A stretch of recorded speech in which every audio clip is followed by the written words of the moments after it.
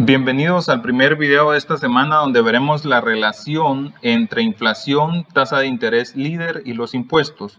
Iniciamos definiendo inflación nuevamente y es el incremento generalizado, quiere decir que de varios productos de la canasta básica, y sostenido, quiere decir a través del tiempo.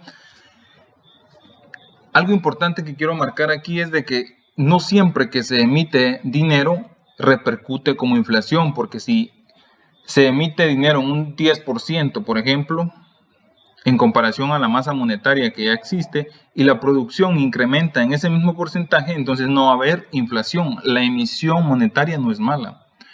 No quiero satanizarla en ese sentido, pero sí, si se está emitiendo dinero más allá de los niveles de producción, eso definitivamente va a repercutir como inflación. La inflación es un impuesto o los impuestos generan inflación, son preguntas que muchas veces pueden generar algún tipo de curiosidad. Vamos a aclarar una parte.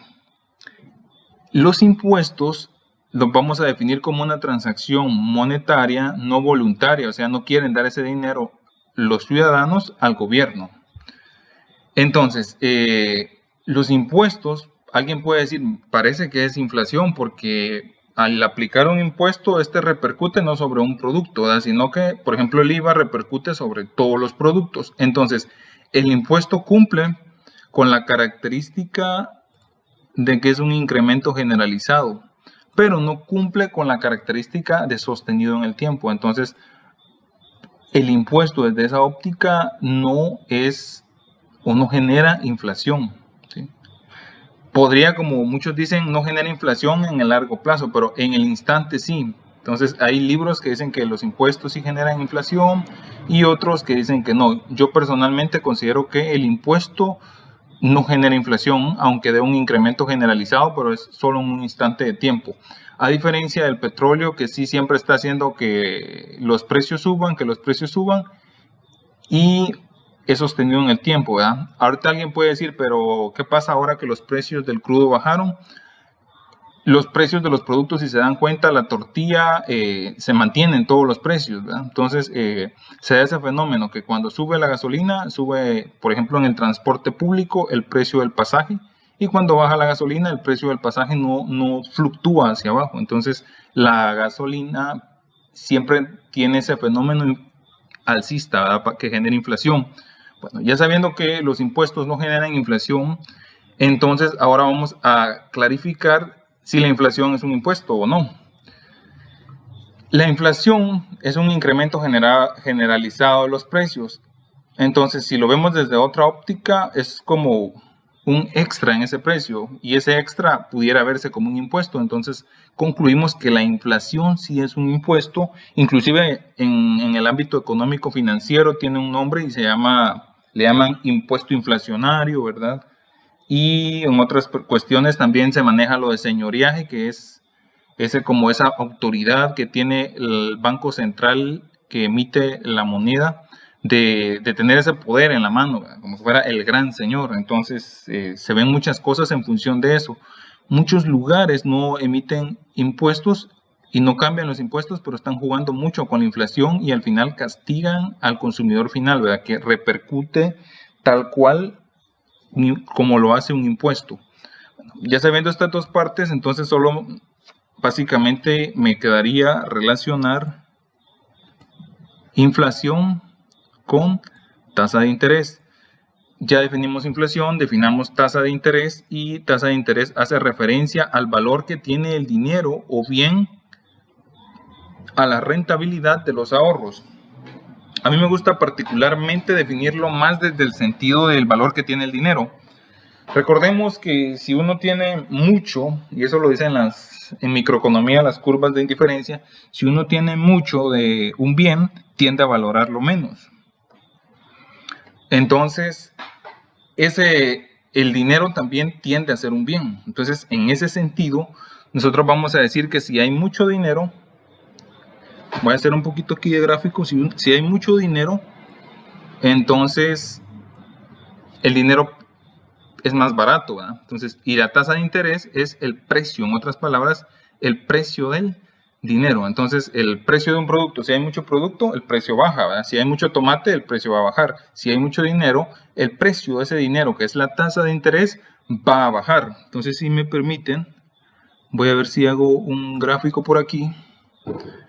Voy a borrar esta parte y vamos a empezar a trabajar aquí. Entonces, imagínense que vamos a colocar en rojo. Imagínense que tenemos este dinero. Tenemos aquí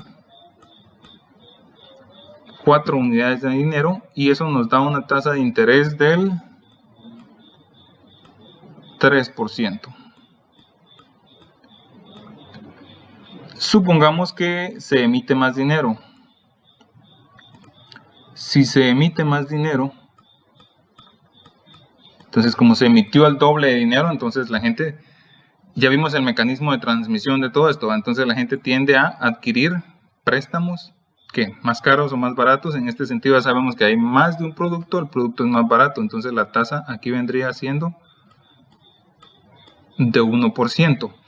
No necesariamente se da esa relación directa de que como el dinero se duplicó, entonces dada la relación inversa, aquí baja a 1.5, inclusive puede quedar aquí en 2. No existe esa relación, incrementa aquí el doble y por este lado disminuye a la mitad. Eso se llama economía de ketchup también, pero no tiende a ocurrir aquí. Entonces ya sabemos, ahorita ya vimos la relación inversa entre emisión de dinero y tasa de interés.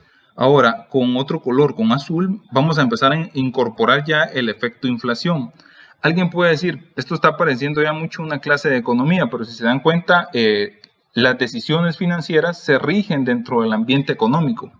Entonces hay que saber qué va a pasar y luego vamos a tener una relación entre el curso de matemática financiera y este tipo de videos. Entonces, aquí en todo esto, en este paréntesis que estoy colocando aquí, ¿dónde entra la inflación? Bueno, pues recordemos que si se duplica la cantidad de unidades monetarias que estoy manchando aquí, si esto que estoy manchando aquí se duplicó, entonces, ¿qué va a haber? Definitivamente, la inflación, ¿qué va a pasar? Recordemos que pi aquí no tiene un valor, la inflación sube, mientras que la tasa de interés de política monetaria o tasa de interés líder, como se conoce en nuestro país, disminuye. Entonces, vemos que a mayor emisión monetaria, la tasa de interés disminuye y la inflación sube. Entonces, de aquí estamos concluyendo, bueno, podemos concluir 3 cuestiones importantes. Vamos a colocar aquí oferta monetaria y concluiríamos 3. Cuando la oferta monetaria sube, que es lo que pasó aquí, se emitieron más dineros, la inflación sube. Y la tasa de interés baja.